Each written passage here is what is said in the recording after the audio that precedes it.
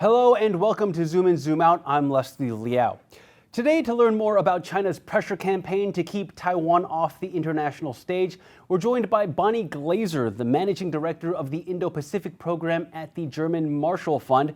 Now, recently, Bonnie attended a forum here in Taipei called China in the World, where she gave a keynote speech. Bonnie, thank you so much for joining us.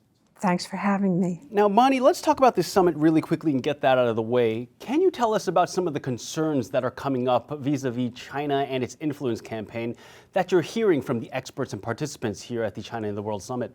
There's a lot of people here who have done very deep research on different aspects of Chinese gray zone coercion, China's economic statecraft, case studies of economic security and supply chain interference, quite a number of panels on AI and China's using AI for its information manipulation, content generation, disinformation, things of that nature. I attended one session that was about the use of TikTok by Taiwanese youth, which I thought was really fascinating. So there's just been a broad range of topics. One of the ideas that you've been advocating for at this summit is this idea of comprehensive resilience, whether it's politically, economically, societally, just all forms of resilience across Taiwan. How is Taiwan doing in this regard? Well, I've recently co-authored a report on some of the pillars in Taiwan's whole of society defense resilience program and looked at, for example, energy resilience and medical resilience and also digital communications. One thing I can say is it's a massive program. I know that this started under Tsai Ing-wen, but it has certainly made progress in, I think, a lot of areas under President Lai Ching-te, and the integration now of military capabilities with some of the civil society, the not only tabletop exercises, but field exercises and the learning that takes place from them. I think it's really admirable. You've said that there's been a lot of improvements, leaps and bounds under both President Tsai Ing-wen and President Lai Ching-te, but you also said there are some gaps in this report that you co-authored. Can you tell us a little bit more about what kind of gaps there are and where Taiwan can improve? Well, I think I'm not the first person to point out some of the challenges in the area of energy resilience because Taiwan is so dependent on imports of energy. And I know that there are still discussions here about whether or not to reopen one of the last nuclear power plants that were closed. But even that would not solve Taiwan's energy problems. So Taiwan needs to stockpile more energy. And as we have seen in the Strait of Hormuz, there are lessons here to be learned about the need to prepare for potential crisis in the event that China did implement a blockade. Taiwan needs to be able to have more of its own generation of energy domestically. Now let's go to the topic that we're talking about today, which is China's pressure campaign on Taiwan. We've seen China get more creative recently, especially when it comes to its influence in Africa. We've seen it when President Lai Ching-te attempted to go to Taiwan's only ally in Africa, Eswatini. 3 African coastal countries, they revoked overflight privileges for Lai's charter jet. And then we also have this alleged ban on Taiwanese passports in Kenya. Do you think China's trying to send a message with these new kind of tactics we're seeing here? The last few years, Beijing has told the whole world that UNGA Resolution 2758 established the One China principle in the United Nations and that the whole world accepts the One China principle, that Taiwan is part of China. Well, that is just not true. So I have tried to educate people about how Beijing has distorted UN Resolution 2758. And so I think that from my own experience, that was a real wake-up call as I studied that issue and its legal implications.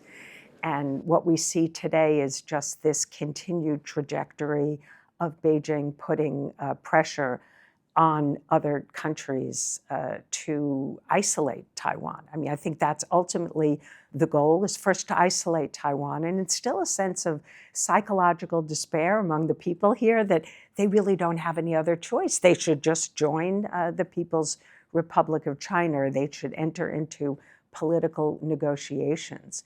So I think it's worrisome, but there are a lot of countries in the world that are willing to stand up to China. Now, one of the counterbalances to all of this pressure that we're seeing from China on Taiwan is actually Taiwan's relationship with the US, and it's grown stronger over the past few years. It's also come under a few, let's say, curveballs, as we say it. Can you give us a rundown in your understanding? Where does the Taiwan-US relationship stand currently? Well, I think the US-Taiwan relationship is extremely strong. And it's strong in so many ways, but particularly our defense and security cooperation in response to the growing PRC pressure on Taiwan is quite notable. And it's something that we can't talk about in very concrete ways. And I think that poses challenges because people would like to know about everything that's taking place in the security area, and we can't always discuss the specifics. Some of the work that the U.S. is doing is government assistance and cooperation with Taiwan, but a lot is through private sector and companies, and the number of people who come here from Taiwan to contribute to strengthening Taiwan's security is really, really notable. Of course, we had the trade negotiations, which were completed and very successful, I think. And I think that was also an important milestone in the US-Taiwan relationship. And many of our members of Congress come to Taiwan. I often brief members of Congress before they come. And there's just always a very high level of interest in the US Congress in what they can do and need to do. Now, Bonnie, China's new ethnic unity law recently came into effect in July. What kind of impact will this law have on the relationship between China, US, and Taiwan, if any? Well, it probably has global implications.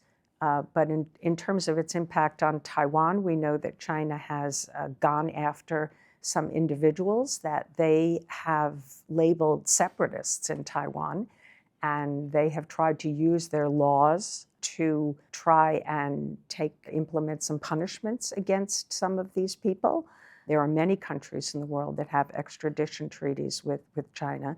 Beijing likes to use this term long-arm jurisdiction. I think you could apply that term to this ethnic unity law. But it is typical of what we're seeing in China's use of lawfare against Taiwan and in some cases elsewhere. But of course, this is part of Xi Jinping's effort to define what national identity means in China. There are 50 some odd ethnicities in China that are separate from the dominant Han majority. And some of these people are prevented from practicing their culture and using their language. I think this ethnic unity law will be really harmful to them. This all comes at a time when, the U.S. is also raising questions or concerns about this ethnic law. Xi Jinping is expected to go to the U.S. in September. What do you expect to come of that summit, and will it be consequential for Taiwan at all? I do think that when a summit takes place in the United States, and it's supposedly, at least we know President Trump invited Xi Jinping to be at the White House on September 24th.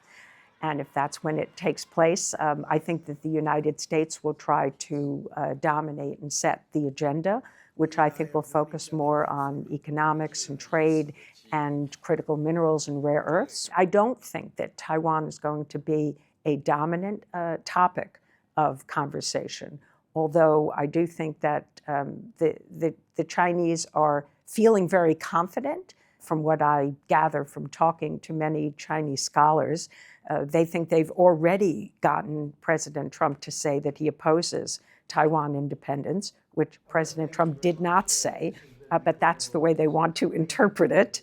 And twisting the truth is not unusual for the Chinese when it comes to issues related to Taiwan.